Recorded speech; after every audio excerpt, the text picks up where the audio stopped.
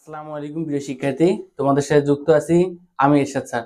আজকে আমরা শিখব মূর্ধন্য নাকি দন্তন্য। দেখো আমি উদাহরণ লিখছি,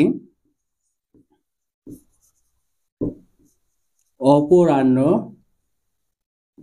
মধ্যাহ্ন। দেখো আমি এখানে দুইটা উদাহরণ লিখছি।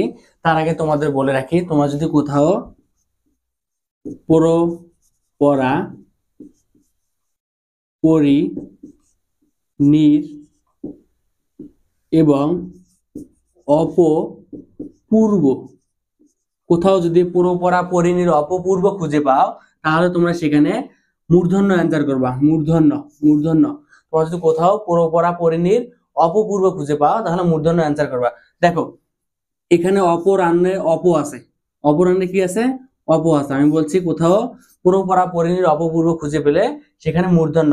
কিন্তু এটা মূর্ধন্য নাকি দন্তন্য বোঝার জন্য, তোমরা যদি এজন্য না বোঝো, এভাবে যদি বুঝতে না পারো, তোমাদের বোঝার টেকনিক দেখো আমি বলি। আমি তোমাদের বলছিলাম পূর্ণমাত্রা 32টি, পূর্ণমাত্রা 32, অর্ধমাত্রা 8টি। পূর্ণমাত্রা, পূর্ণমাত্রা মানে কি? দেখো আমি যেখানে ক লিখি, ক এর মধ্যে পূর্ণমাত্রা, উপরের রেখা বা কষিটা পূর্ণ হবে। দেখো খ যদি লিখি, খ এর মধ্যে অর্ধ হয়, অর্ধ মানে অর্ধেক।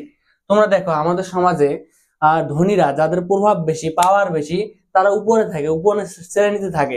কোথাও যদি একটা মিটিং হয়, তারা ভালো চেয়ারটিতে বসে, আসনটি গ্রহণ করে।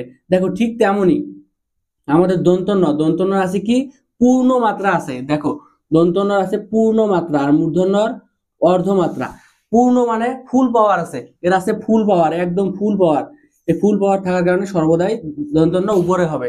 আর পাওয়ার কম, মূর্ধন্য মানে পাওয়ার কম, তার মানে মূর্ধন্য নিচে। তোমরা যদি কোথাও মূর্ধন্য নিচে খুঁজে পাও, তাহলে অর্থাৎ নিচে দেখলে তা হবে মূর্ধন্য, উপরে থাকলে তা হবে দন্তন্য। সবচেয়ে বড় কথা আছে, কোথাও যদি পুরোপরা পরিণীর অপপূর্ব খুঁজে পাও, তাহলে হবে সেখানে মূর্ধন্য। ধন্যবাদ।